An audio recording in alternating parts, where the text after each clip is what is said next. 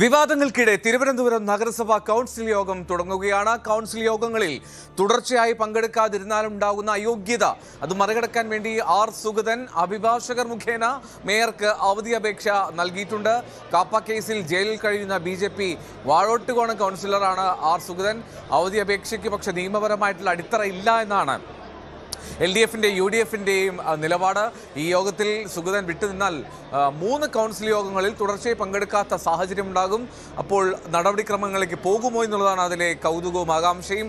Dan Kurian കൂടുതൽ വിവരങ്ങൾ നൽകും. ഡാൻ, വളരെ ആകാംക്ഷയോടെ കൗതുകത്തോടെ ഉറ്റുനോക്കുന്ന ഒരു കൗൺസിൽ യോഗമാണ്.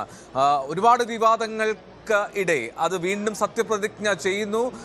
വളരെ അമ്പരപ്പോടെ എല്ലാവരും കാത്തുനിന്ന ചില നിമിഷങ്ങളായിരുന്നു അതൊക്കെ. എന്താണെങ്കിലും ഇപ്പോൾ സുഗതന് ഇന്ന് എത്താൻ കഴിയുന്നില്ല, അങ്ങനത്തെ ഒരു സാഹചര്യമാണ് എങ്കിൽ അത് തുടർച്ചയായി 3 യോഗങ്ങളിൽ പങ്കെടുക്കാത്ത പ്രശ്നമുണ്ടാകും. അവിടെ UDF-ഉം LDF-ഉം നിലപാട് ഘടിപ്പിച്ചാൽ അവിടെ എങ്ങനെയാണ് മേയർക്ക് ഈ അഭിഭാഷകർ മുഖേന സുഗതൻ നൽകിയ അവധി അപേക്ഷയിൽ എന്ത് തീരുമാനമെടുക്കാനാണ് കഴിയുക നിയമപരമായി? എൽദോ, മേയർ ഡയസിലേക്ക് എത്തിയിരിക്കുന്നു. ഈ കൗൺസിൽ യോഗം ആരംഭിക്കുകയാണ്. നമുക്കറിയാം, കഴിഞ്ഞ തവണ കൗൺസിൽ യോഗം തുടങ്ങിയ സമയം മുതൽ പ്രക്ഷുബ്ധമായിരുന്നു കൗൺസിൽ ഹാള്. LDF-ന്റെയും BJP-യുടെയും UDF-ന്റെയും അംഗങ്ങൾ പരസ്പരം കയ്യേറ്റം ചെയ്യുന്ന തരത്തിലേക്ക് വരെ എന്ന കാര്യങ്ങൾ എത്തിയതാണ്. പിന്നീടാണ് 20 പേരുടെ പുനഃസത്യപ്രതിജ്ഞയുമായി ബന്ധപ്പെട്ട കോടതിയുടെ ഭാഗത്ത് നിർദ്ദേശമുണ്ടാകുന്നു. 19 പേർ ആദ്യം തന്നെ പുനഃസത്യപ്രതിജ്ഞ ചെയ്യുന്നു. സുഗതൻ പുനഃസത്യപ്രതിജ്ഞ ചെയ്യാൻ കഴിയാത്ത സാഹചര്യം ഉണ്ടാകുന്നു. അങ്ങനെ ഹൈക്കോടതിയുടെ അനുമതിയോടെ തന്നെ വിയ്യൂർ ജയിലിൽ വെച്ച് മേയറുടെ സാന്നിധ്യത്തിൽ സുഗതൻ പുനഃസത്യപ്രതിജ്ഞ ചെയ്യുകയായിരുന്നു. പക്ഷേ അപ്പോഴും ഇന്ന് ഈ കൗൺസിൽ 3ാം തവണ ചേരുമ്പോഴും 3 തുടർച്ചയായ കൗൺസിൽ യോഗങ്ങളിൽ പങ്കെടുക്കാൻ കഴിയുന്നില്ല സുഗതനെ എന്നതാണ് നിലവിലെ സ്ഥിതി.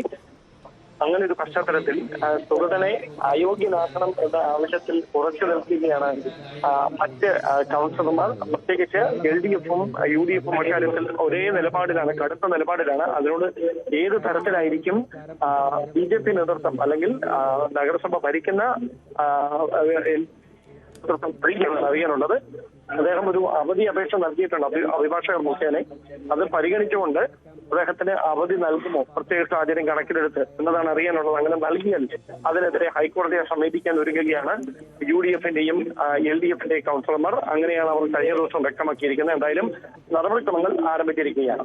ഡാൻ, ഇതിന്റെ നടപടിക്രമങ്ങൾ എങ്ങനെയാണ്? ആദ്യം എപ്പോഴത്തേക്ക് ഈ വിഷയങ്ങളിലേക്ക് അതിനു മുമ്പ് ഇപ്പോൾ മേയർ VV രാജേഷ് സംസാരിക്കുന്നത് രാഷ്ട്രീയ, സാമൂഹ്യ, സാംസ്കാരിക രംഗങ്ങളിലെ വ്യക്തിത്വങ്ങൾ എന്നിവർക്കും ഈ സഭ അനുശോചനം രേഖപ്പെടുത്തുന്നു.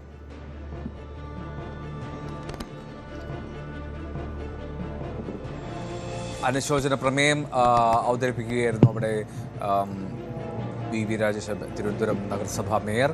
നാട്ടിലും വലിയ പ്രതിഷേധത്തിനുള്ള സാഹചര്യമുണ്ട്. ഡാൻ, ഇനി നടപടിക്രമങ്ങൾ എങ്ങനെയാണ്? ഇതിന്റെ ഒരു അജണ്ട എന്താണ് ഇന്നത്തെ ഈ കൗൺസിലിലെ?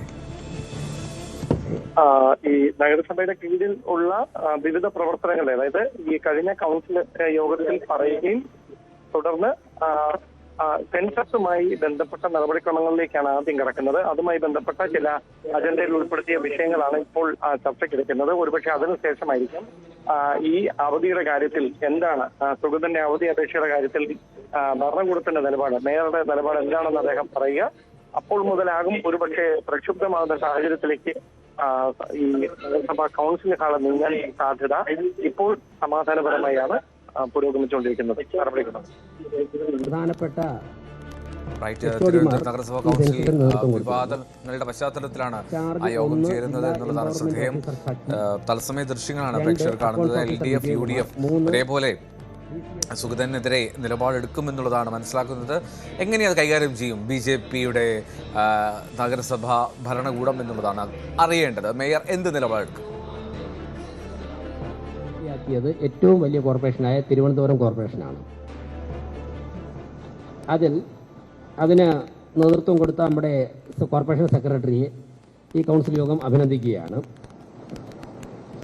അതോടൊപ്പം തന്നെ 22 വാർഡുകളുടെ ചാർജ് ഉണ്ടായിരുന്ന council secretary Shiny, additional principal census officer, കേരളത്തിൽ തന്നെ, തിരുവനന്തപുരം കോർപ്പറേഷനിൽ നിന്നല്ല, കേരളത്തിൽ തന്നെ ഏറ്റവും വേഗത്തിൽ ഏൽപ്പിച്ച ഉത്തരവാദിത്തങ്ങൾ നിർവഹിച്ച കൗൺസിൽ സെക്രട്ടറി ഷൈനിയെയും ഈ യോഗം അഭിനന്ദിക്കുകയാണ്.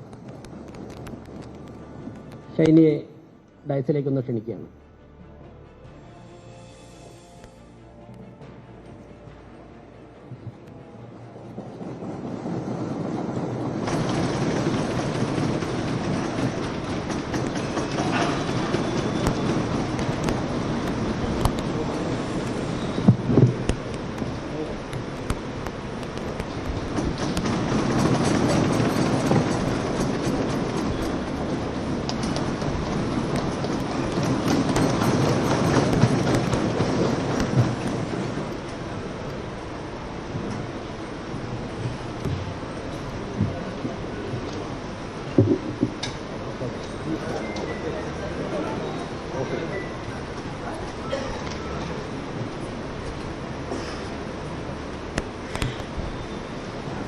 ഒരു കാര്യം നമ്മുടെ മാധ്യമ സുഹൃത്തുക്കളോടാണ്.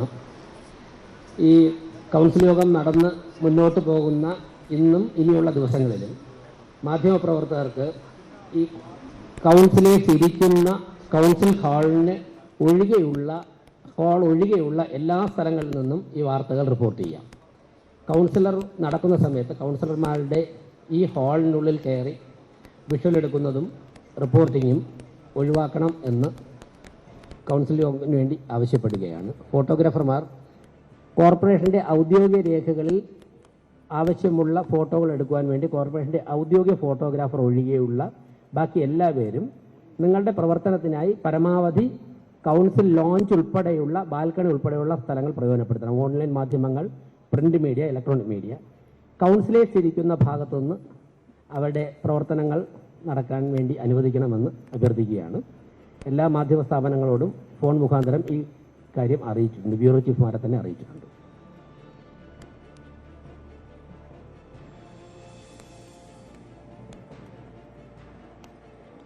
നമ്മുടെ അജണ്ടകളിലേക്ക് കടക്കുകയാണ്. ഔദ്യോഗിക കാര്യങ്ങളിലേക്ക് കടക്കുകയാണ്. ആദ്യം അജണ്ട നമ്പർ 15 15/7/2026 നഗരസഭാ സ്റ്റിയറിംഗ് കമ്മിറ്റിയുടെ തീരുമാനപ്രകാരം തിരുവനന്തപുരം നഗരസഭയ്ക്ക് പുതിയ കെട്ടിടം നിർമ്മിക്കുന്നതുമായി ബന്ധപ്പെട്ട വിഷയം ചർച്ച ചെയ്യുകയുണ്ടായി.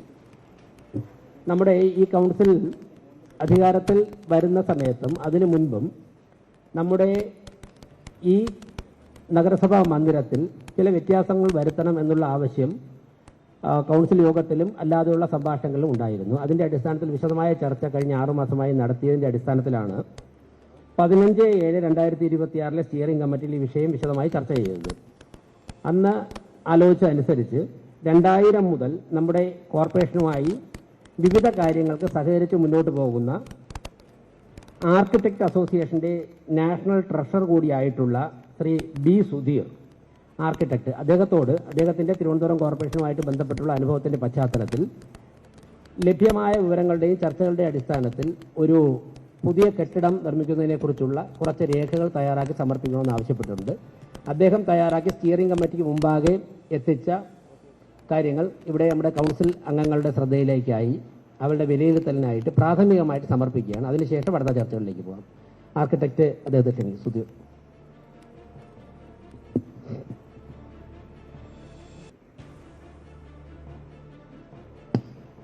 നമുക്ക്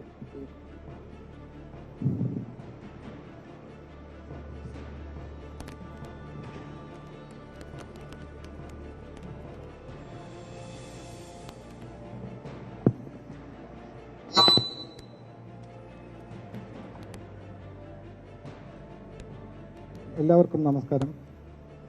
നമ്മളുടെ ഈ കെട്ടിട സമുച്ചയം ഒരു റിനോവേഷൻ അല്ലെങ്കിൽ പുതിയൊരു ബിൽഡിങ്ങിൻ്റെ ഒരു പ്രപ്പോസലായിട്ട് ഉള്ള രീതിയിലാണ് നമ്മൾ ഉദ്ദേശിക്കുന്നത്. അപ്പോൾ ഒരുപാട് പരാമിതികൾ നമുക്ക് ഈ കെട്ടിടത്തിൽ ഉണ്ട്. 50 കൗൺസിലേഴ്സിന് വേണ്ടി ഡിസൈൻ ചെയ്ത ഒരു കൗൺസിൽ ഹാളാണ്. ഇപ്പം തന്നെ നമുക്ക് 100 പേരുണ്ട്, അത് ചിലപ്പോൾ 200 ആയേക്കാം. അപ്പോൾ അതിനെല്ലാം ഉൾക്കൊള്ളുവാനുള്ള രീതിയിലും പിന്നെ ഓഫീസുകളുടെ പ്രവർത്തന രീതി, കോൺഫറൻസ് ഹാളുകൾ, അങ്ങനെ പല പല സൗകര്യങ്ങൾ ഉൾപ്പെടുത്തിക്കൊണ്ട് ഒരു പുതിയ കെട്ടിടം, ലോകോത്തര നിലവാരത്തിലുള്ള ഒരു കെട്ടിടം നിർമ്മിക്കുക എന്നുള്ള ഉദ്ദേശത്തിലാണ് ഒരു പദ്ധതി തയ്യാറാക്കിയിരിക്കുന്നത്. പിന്നെ മറ്റൊരു വലിയൊരു കാര്യം നമുക്കുള്ളത് വാഹന പാർക്കിങ്ങുമായിട്ട് ബന്ധപ്പെട്ട പരിമിതികൾ. നമുക്ക് ആകപ്പാടെ ഉള്ളത് ഇവിടെ 2.6 ഏക്കർ സ്ഥലമാണുള്ളത്, 2.66 ഏക്കേഴ്സ് ലാൻഡ്. അപ്പോൾ ഈ 2.6 ഏക്കർ സ്ഥലത്ത് മൊത്തത്തോടെ ഒരു കെട്ടിടം പണിയുന്നതിന് പകരം ഇതിനെ ഒരു വോയിഡായിട്ട് പണിയാനാണ് നമ്മൾ വിഭാവനം ചെയ്തിരിക്കുന്നത്. ഇത് കാണിക്കാം. കാര്യം നമ്മൾ സാധാരണ ഒരു 5 സെൻറ്റുള്ളൊരു കെട്ടിടം ആലോചിച്ച് കഴിഞ്ഞാൽ അതിലേക്ക് ഒരു കെട്ടിടം കൊണ്ട് വെച്ച് കഴിഞ്ഞാൽ ചുറ്റുമുള്ള സ്ഥലം വളരെ കുറവായിരിക്കും. അതിനു പകരം ഈ കെട്ടിടത്തിനെ നമ്മൾ എലിവേറ്റ് ചെയ്ത് ഒരു പബ്ലിക് പ്ലാസ ക്രിയേറ്റ് ചെയ്തിട്ട് നമ്മൾ പുതിയ പാർലമെന്റ് മന്ദിരമൊക്കെ ചെയ്തിരിക്കുന്ന പോലെ ഒരു പബ്ലിക് പ്ലാസ എല്ലാവരെയും വെൽക്കം ചെയ്യുന്ന ഒരു ബിൽഡിംഗ് ആയിട്ടാണ് ഉദ്ദേശിക്കുന്നത്. അതിൻ്റെ പ്രാരംഭമായിട്ട് ഇതാണ് നമ്മുടെ എക്സിസ്റ്റിംഗ് ബിൽഡിംഗ്. ചുവപ്പ് കെട്ടിടവും വായിക്കാൻ തോന്നുന്നു. നീല കെട്ടിടമാണ് ബാക്കിൽ കാണുന്ന എൽ ഷേപ്പിൽ കാണുന്നത്. ഇപ്പൊ നമ്മൾ നിൽക്കുന്ന കൗൺസിലുള്ള പിങ്ക് കളറിലുള്ളതാണ്. മൾട്ടി ലെവൽ കാർ പാർക്കിംഗ് ആണ് താഴെ കാണിക്കുന്നത്. കമാൻഡ് ആൻഡ് കൺട്രോൾ സെന്റർ പച്ച കളറിൽ കാണിക്കുന്നു. കിഴക്ക് വശം എന്ന് പറഞ്ഞാൽ ടൂറിസം ഡിപ്പാർട്ട്മെന്റ് ബിൽഡിംഗ് ആണ്. വടക്ക് വശത്ത് റോഡാണ്. തെക്ക് വശത്ത് ഹോസ്റ്റലാണ്. പടിഞ്ഞാറ് വശത്ത് റോഡാണ്. അപ്പോൾ വളരെ സ്ട്രാറ്റജിക് ആയിട്ടൊരു കോർണർ പ്ലോട്ടാണ് നമുക്കുള്ളത്. ഇതാണ് ബിൽഡിംഗ് റൂൾസ്. ഞാനിതിലേക്ക് ഒരുപാട് പോകുന്നില്ല. നമുക്ക് FAR മാക്സിമം കിട്ടുന്നത് 3 ആണ്. അപ്പോൾ 3 കിട്ടിയാൽ മാത്രമേ നമുക്ക് മാക്സിമം ബിൽഡബിലിറ്റി കിട്ടത്തുള്ളൂ. നമുക്കൊരു കൺസ്ട്രെയിൻ ഉള്ളത് ഇവിടെ ഹെറിറ്റേജ് സോണാണ്. ഹെറിറ്റേജ് സോൺ ആയതുകൊണ്ട് നമുക്ക് ഹെറിറ്റേജിൻ്റെ റൂൾസ് പാലിക്കണം, അത് മാത്രമേ ഉള്ളൂ. പക്ഷേ ഹൈറ്റിൻ്റെ റെസ്ട്രിക്ഷൻ ഉണ്ട് എയർപോർട്ടുമായിട്ട് ബന്ധപ്പെട്ട്. ഇത് സിറ്റിയിലെ തന്നെ ഏറ്റവും ഉയർന്ന സ്ഥലങ്ങളിലൊന്നാണ്. അതുകൊണ്ട് എയർപോർട്ടിൻ്റെ ഹൈറ്റുമായി ബന്ധപ്പെട്ട് നമുക്ക് 37 മീറ്റർ പൊക്കം മാത്രമേ പണിയാൻ പറ്റത്തുള്ളൂ. അതുകൊണ്ട് 3 നില നമ്മൾ താഴോട്ട് പോകാൻ വേണ്ടി ഉദ്ദേശിക്കുകയാണ്. അത്രയും കൂടി കൂടുതൽ പണിയാൻ വേണ്ടി കാർ പാർക്കിംഗ് ഫെസിലിറ്റി നമ്മുടെ തിരുവനന്തപുരം നഗരസഭാ കൗൺസിൽ യോഗം ആരംഭിച്ചു. ആദ്യ അജണ്ടകൾ അത് നഗരസഭാ കൗൺസിൽ ഓഫീസിൻ്റെ നിർമ്മാണം സംബന്ധിച്ചുള്ള കാര്യങ്ങളാണ് ഇപ്പോൾ ചർച്ച ചെയ്യുന്ന. എന്നാലും BJP കൗൺസിലർ സുഗതൻ്റെ കാര്യത്തിലുള്ള പരാമർശങ്ങളിലേക്ക് എത്തിയിട്ടില്ല. അദ്ദേഹത്തിൻ്റെ അവധി അപേക്ഷ എങ്ങനെ അത് പരിഗണിക്കും എന്നുള്ളതൊക്കെ വരും സമയങ്ങളുണ്ടാകുമെന്ന് പ്രതീക്ഷിക്കാം. ഡാൻ കുര്യൻ വിവരങ്ങൾ നൽകും വരും മണിക്കൂറുകളിൽ.